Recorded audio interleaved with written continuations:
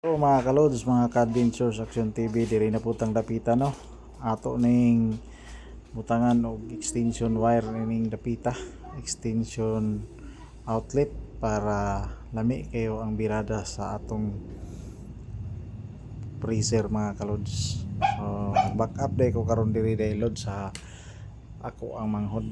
Kaya nag-request man ning akong manghod nga butangan daw kuno ni siya og extension dani mga kalodi.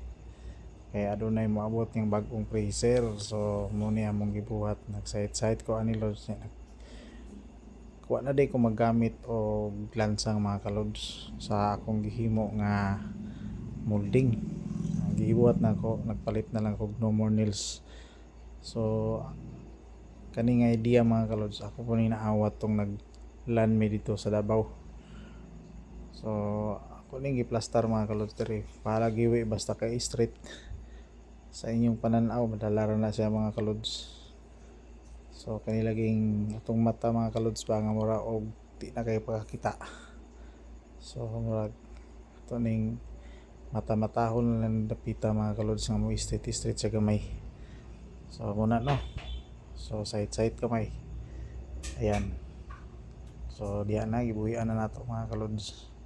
Og isunod na po nato dayon mga kalodi ang butangan sa outlet mga kalods. So ato ngayon og pilit mga kalods para dili siya matanggal, kay diri ra ba ni sige nato saksak mga kalods basi niya mabuak bakuan baka malangkat ba hinuon. So atong itarong mga kalods da dapitaw, susti man day makita sa camera lods nga atong gibuhat kay wala giwa man taga video ani.